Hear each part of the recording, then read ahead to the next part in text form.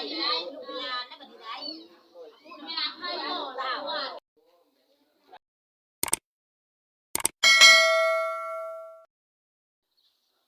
กับทักทายสบายดีและสวัสดีในยามเช้า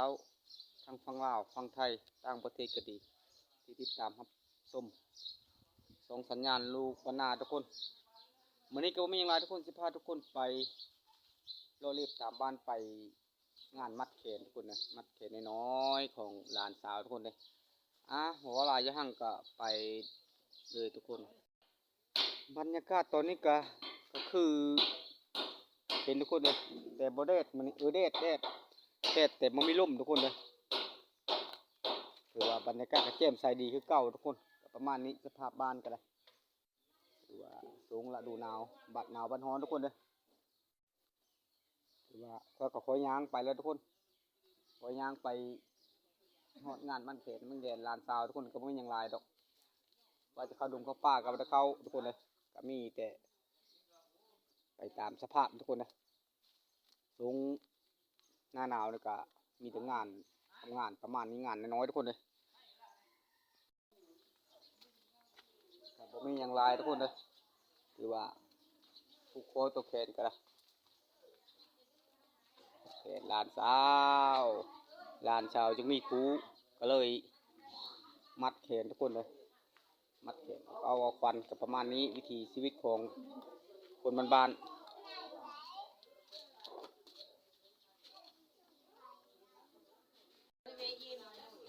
หรือว่ายังบ่ทันทุกคนเลยยังบ่ทันมัดแขนก็ถือยังกาเกมอยู่ทุกคนเลยกับประมาณนี้ละมามัดแขนลานสาวทุกคนเลยประมาณนี้ละหรือว่าพระเจ้าก็ยังกาเกมของอยู่ของกินประมาณนี้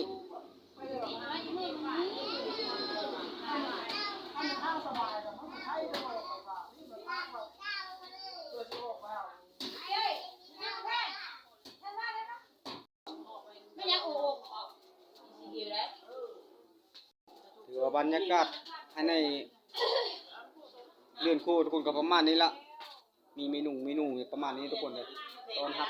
นิดน้อยประมาณนี้หลังเต็มอยู่ผูกกินเนี่ยทุกคนเลยแต่เป็นกันเพราะท่านได้ผูกประมาณนี้ทุกคนเลยว่าเป็นวิถีชีวิตของคนบ้านทุกคนประมาณนี้แหละคนมันออกมามันแกนเอาฟันไปลูกลานทุกคนเลยกับประมาณนี้แหละ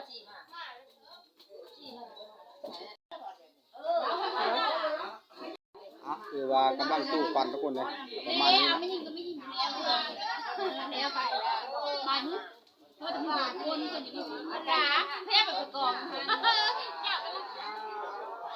ประมาณนี้ทุกคนเลยกับผมยังลาย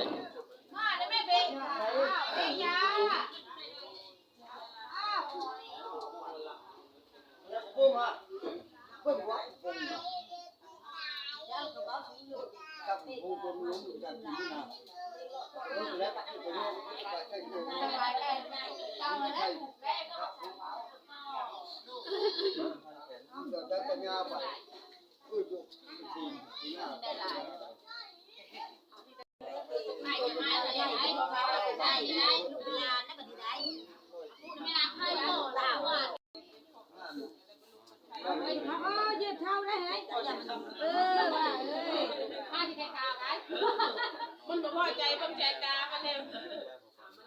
อยู่ตรงนั้นโดนอยู่เขาอยู่กันนั่นแหละรถพาใจเนี่ยนะยักษ์นี่มันบ่ได้นี่บ่ใจป้า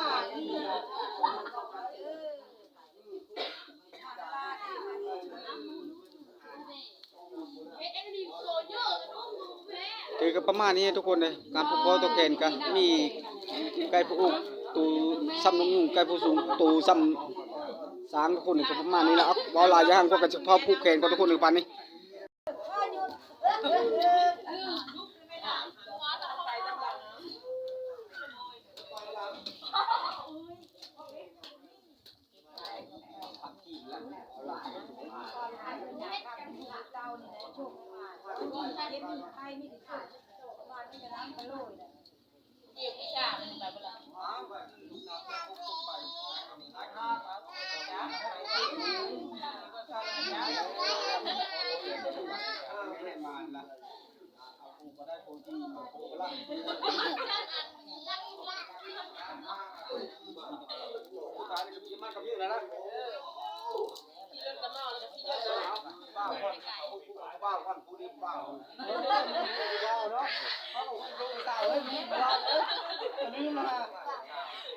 เอามาผู้บ่าวนี่อันนี้ผู้บ่าวทุกคนเลย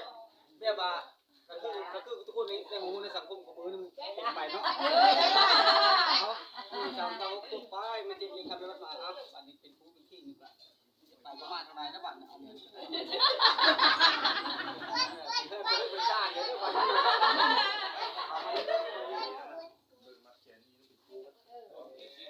ไม่มาก่อนเนาะไม่มาเกี่ยวกับสาวกับบ่าวบ่เป็นสาวคือว่าแบบว่า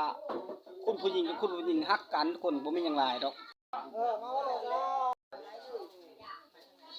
คือว่าประมาณนี้ทุกคนเลย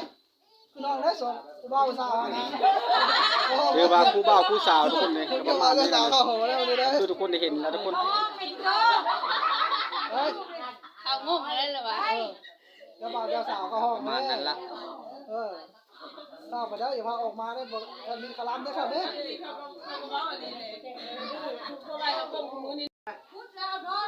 จากผู้คนทุกเขตแล้วก็รับประทานอาหารก็ทุกคนทุกคนกับโบราณลงไปโบราณไปได้ทุกคนนะหลังจากผู้คนทุกเขตแล้วก็เขาเจ้าก็พายไปทุกคนนะนี่ก็ทำนี้ทุกคนแต่ประมาณนี้แหละเรากินน้ำก็ทุกคนเลยมาทุกคนมาแซ่บๆน้ำกันทุกคนคือว่าเมนูก็ประมาณนี้ทุกคนเลยเมนูแบบบ้านๆลาบงูคู่ไก่ประมาณนี้ละกินไปทุกคนเลยคือว่าผู้เขตก็คือเห็นนะทุกคนเลยบริษัทออนไลน์ทุกคนเลยถ่ายโอ้โหในแบบให้หูทุกคนก็ทำพอดียังไงซะกินข้าวบ้านทุกคนเลยบ้านข้าวบาทบอกว่าลายห้างทุกคนเลยกินได้บาทนี่ได้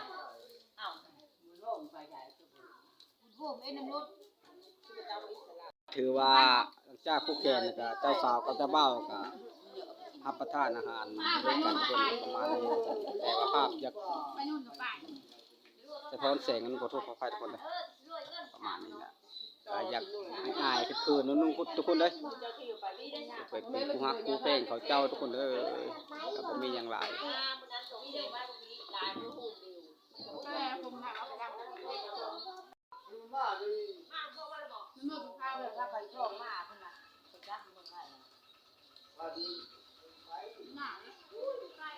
เป็นคู่ฮักที่อบอุ่นทุกคนเอ้ยกับมีอย่างไรดอกกับโบเป็กทุกคนเลยคนเฮากับโบเป็กบันไดทุกคนเลยกะขึ้นกับความฮักแห้ง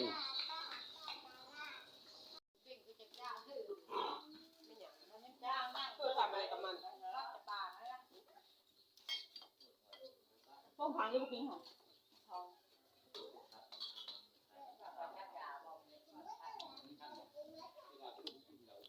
จะทำยิ่งไรก็ต้องใส่กี่โล